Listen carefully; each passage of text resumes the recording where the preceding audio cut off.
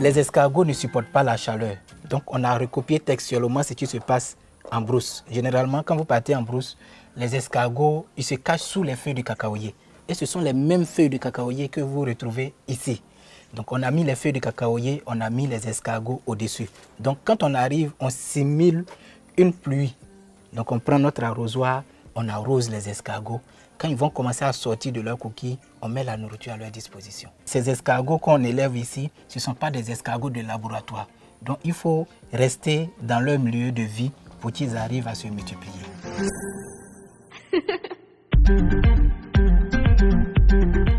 Si on n'élève pas les escargots, à la longue, on ne va pas voir d'escargots dans nos différentes forêts.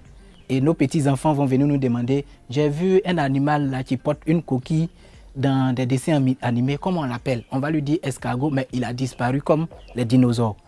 Ça, c'était la première raison.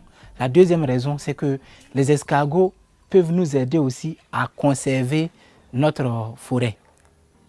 Parce que ce sont des indicateurs des endroits qui sont bien sains.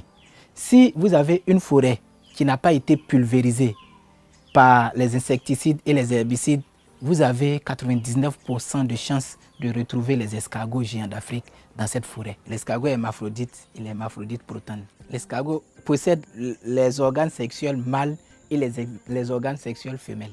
L'escargot peut s'accoupler durant 16 heures du temps. Quand les deux s'accouplent, les deux se retirent, les deux sont susceptibles de donner des œufs. 2 semaines après, il commence à éjecter les œufs. Il peut pondre jusqu'à 500 œufs par ponte. C'est un animal qui est bien tendre. C'est un animal aussi qui est riche, qui est très riche en protéines même que la viande de bœuf. C'est un animal aussi qui est composé de beaucoup de calcium, qui peut même soigner les AVC, la toux, le rhume, tout. La coquille est composée de calcaire, c'est composé de matière sèche, c'est composé de calcium. Quand vous broyez la coquille, elle seule peut soigner même le rhumatisme, les maladies des os. Vous pouvez aussi incorporer la coquille dans la consommation alimentaire des escargots eux-mêmes pour que la coquille arrive à mieux se développer, pour gagner en temps dans la croissance de l'escargot. Vous pouvez aussi prendre la coquille, donner au porc, au poulet pour la consommation animale.